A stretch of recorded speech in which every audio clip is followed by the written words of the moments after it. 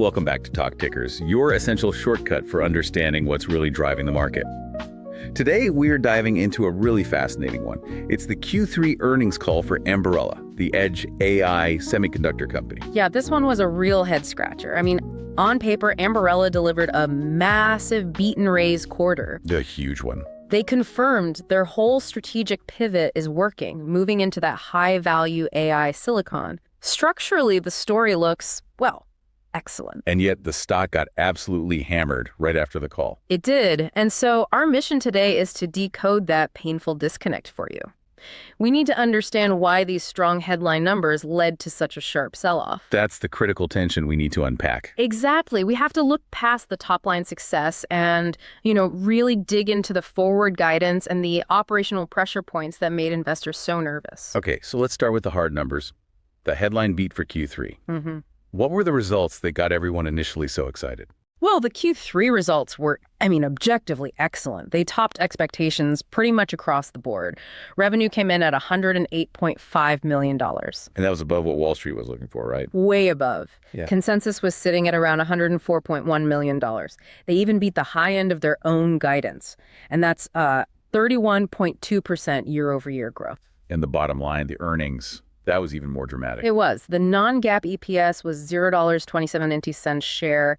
That just crushed the consensus, which was closer to 21 cents. So that's what, a nearly 30% beat? It's a 29% beat. And more importantly, it was a 145% increase from the year before. You just don't see that kind of acceleration very often. And that's the proof right there, isn't it? The proof that their big strategic pivot is working. Absolutely. The evidence is undeniable. Their edge AI products, this is the 6th straight quarter they've set a record.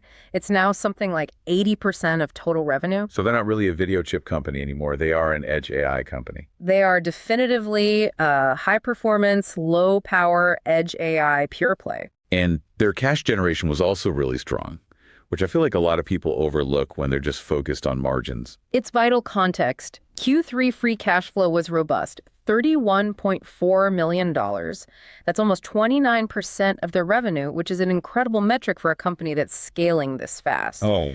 So their cash pile grew to just under $300 million.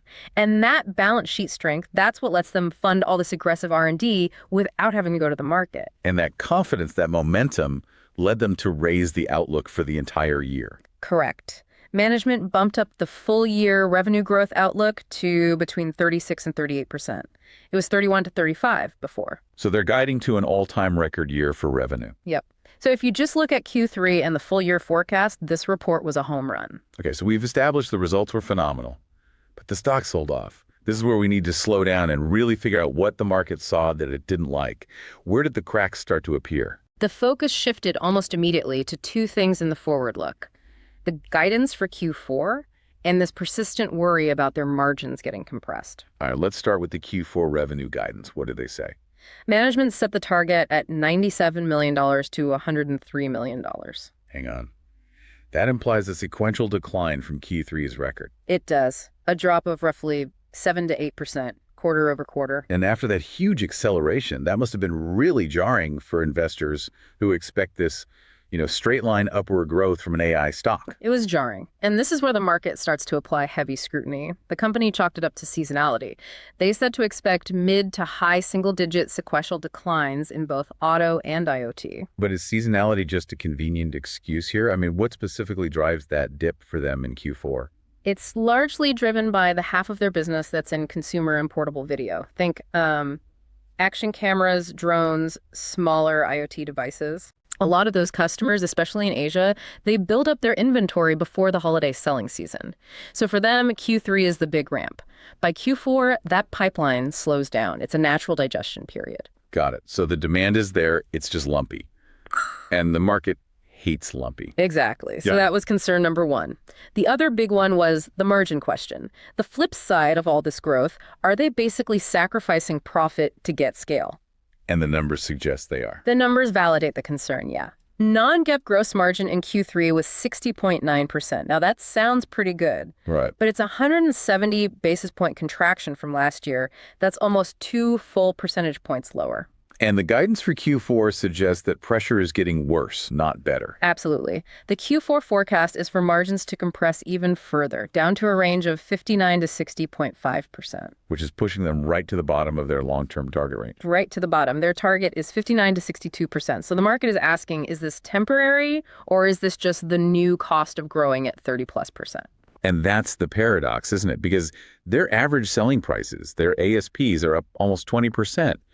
How can they be selling more expensive chips but making less profit on each one? It all comes down to the product mix. It's a great question. Yes, they're ramping these super valuable 5-nanometer chips. That's over 45% of revenue now, which drives the ASP up. Look. But the sheer volume in the coming quarter is skewed heavily toward those high-volume IoT and consumer customers we just talked about. So those huge deals, the ones that are fueling that incredible 30% growth, they just come with lower gross margins. It's a trade-off. It is the cost of capturing market share quickly. They're making a strategic bet.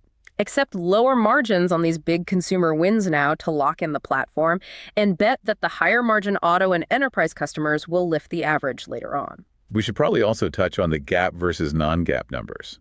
That gap can really spook growth investors. It's a critical point. While their non-GAAP net income tripled to almost $12 million, the official GAAP results are still deeply in the red. A pretty big loss, right? Yeah, a GAAP net loss of $15.1 million. And the main reason for that isn't a lack of revenue.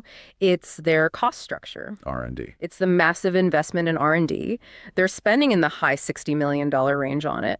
They're choosing to be unprofitable today so they can capture a much, much bigger prize 5 years from now. But the market sees that as execution risk until it pays off. And speaking of risk and transitions, there was also a pretty notable change at the top of their R&D engine. Yes. The co-founder and CTO, Les Kohn, who has been, a core architect for decades, he's stepping down from the board to become a chief technology advisor. So he's still involved, but with a reduced commitment. Exactly. And for a chip company where your tech leadership is everything, any transition involving a founder at the heart of R&D is something investors watch very closely. It just adds an element of long-term risk. Okay, so let's pull back for a second and look at the huge prize they're actually chasing here, the thing that makes all this margin pain potentially worth it. This is the whole bull case, and they really hammered this point on the call. They're targeting a serviceable available market, a SAM, of $12.9 billion by fiscal 2031. A massive number. It's huge, and it's powered by real trends. One, more edge AI use cases popping up everywhere. Two, those use cases demand more AI horsepower. And three, that allows them to charge higher ASPs for their advanced chips. And that's where the 5-nanometer node becomes so critical, right? Exactly. Moving to 5mm gives them a huge advantage in power efficiency. For anything battery-powered or in a car where you can't have things running hot, power consumption is everything. 5mm lets them deliver more AI performance per watt, and that's what justifies the higher prices. And we're seeing proof of that in the sheer breadth of their recent design wins. It's not just one vertical. Well, they're executing everywhere. In enterprise security, they announced wins with Sparsh in India and Verkada in access control. In automotive, they've got Zeekr for an in-cabin DVR and Solera for an AI fleet camera. And there was that interesting one in consumer robotics. Yeah, I love this one. Whisker's Litter Robot 5 Pro. It's a high-end automated litter box that uses their chip for facial recognition to monitor pet health. It sounds a bit funny, but it's actually a perfect example of their low-power thesis for home robotics. It is. And they also confirmed high-volume drone shipments are about to start, which is another big boost. Okay, so the breadth of adoption proves the strategy is working. Which brings us back to the central debate. The story is strong, but the market is signaling doubt. Why? The debate is all about valuation and execution risk. The market is essentially saying, we believe you can capture that $12.9 billion market, but we think it's going to cost you. Meaning structurally lower margins. Either that, or that the growth path will be too lumpy, just like this Q4 dip suggests. And until they prove they can be profitable on a GAAP basis while growing this fast, the market is just going to apply a discount. And you could see that exact division reflected in what the analysts were saying after the call. Oh, perfectly. The sell side is completely split. You had firms like Rosenblatt and Morgan Stanley sticking with their buy ratings, focusing on the long-term edge AI story. They see the margin dip as just the cost of doing business while you scale. Exactly. But then you had the more cautious voices, like Deutsche Bank, who stayed on the sidelines. What was their take? They actually raised their price target because the Q3 results were so good, but they kept their rating at a hold. They're basically saying the company is performing, but the stock price already reflects that optimism, and we need proof the margins can stabilize before we get more bullish. So the market is basically waiting for the next big catalyst. Absolutely. And that catalyst is right around the corner. They're hosting a technology briefing at CES 2026 on January 6th. Everyone is going to be listening very closely for clues on how they plan to pull those margins back up.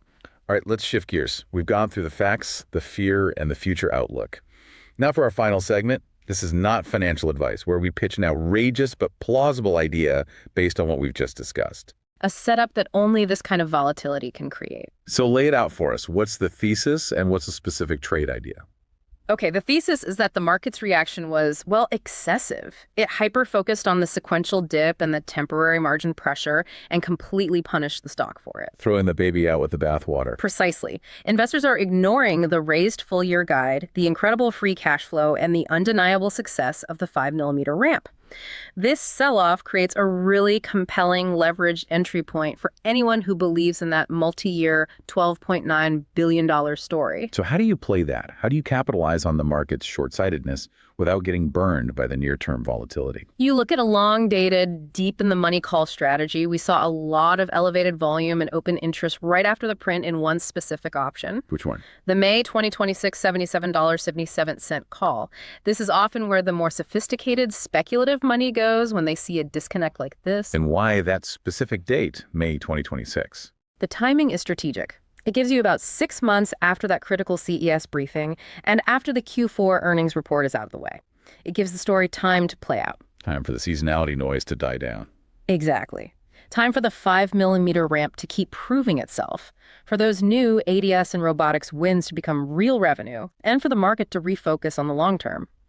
By buying the calls deep in the money, you get most of the stock's upside if it recovers, but you're hedging against that short-term panic. A very compelling argument, built on the idea that the market has simply overreacted to the necessary growing pains of a massive tech transition. So to summarize our deep dive today, Ambarella delivered a fantastic Q3, beat expectations, and raised its full-year outlook. The pivot to an 80% edge AI business is a proven success. Yet the market got spooked by Q4 seasonality and, more importantly, the margin compression from their high-volume consumer mix. Right. And the crucial tension for the next 6 months is really whether the company can stabilize those gross margins in their target range while still sustaining this 30+% growth. The strategy is working, but the question now is, what is the true cost of capturing that massive opportunity? That's the primary thing to watch heading into their CES briefing in January. And as always, please remember that our discussion today of Ambarella, its financials, and any specific strategies is for informational and entertainment purposes only. It should not be considered financial advice. Thank you for joining us for this deep dive. We'll see you next time as we unpack the next critical market-moving announcement.